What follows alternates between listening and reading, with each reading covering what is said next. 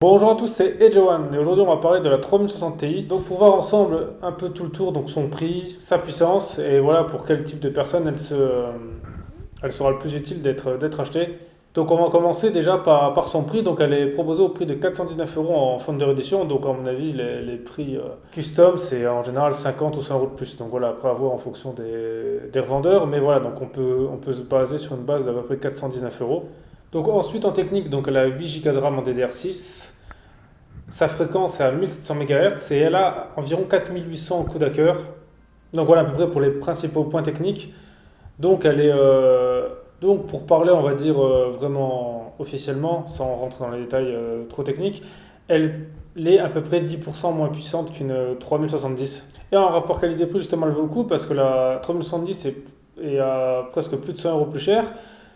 Et donc le prix n'est pas malheureusement 10% juste plus cher de la 3070. Donc en termes de rapport qualité-prix, c'est que la 3060 Ti vaut largement le coup parce qu'il n'y a que 10% d'écart et le prix c'est presque 30% de moins quoi.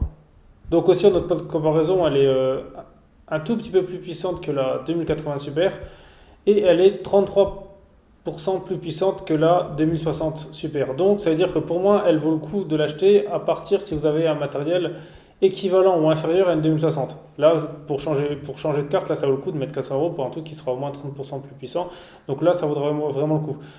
Au-dessus, non, je pense que ça vaut pas le coup. Il faudra plus partir direct sur une 3080 limite si vraiment on veut quelque chose qui change. Donc voilà, après en performance, eh ben, on peut jouer en 4K, mais c'est pas vraiment sa prédilection. Donc c'est-à-dire qu'il faudra faire beaucoup de compromis. Déjà, on oublie le ray tracing et je ne sais pas si tout passera en élevé en ultra plutôt, mais elle est faite pour le 1440p parce que voilà, il y aura que 10% d'écart avec la 3070, donc à mon avis, voire peut-être du Full HD, voilà, je pense que elle serait top pour du Full HD en ray tracing à fond.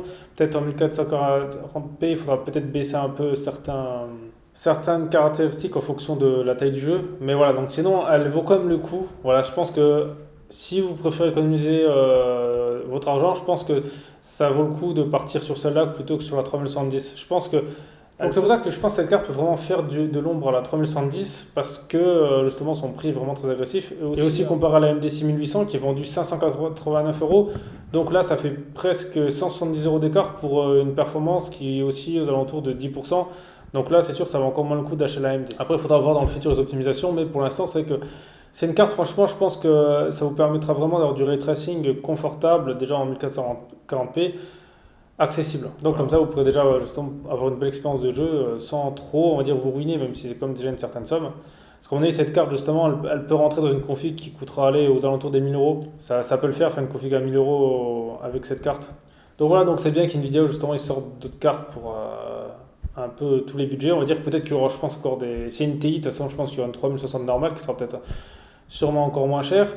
Et aussi, ça permet justement de varier la gamme. Donc peut-être que les stocks un peu les libérer dans le sens où les gens vont peut-être commander d'autres cartes, pas forcément toutes les mêmes, pas tout le monde va s'acheter sur la même, donc c'est aussi pas plus mal.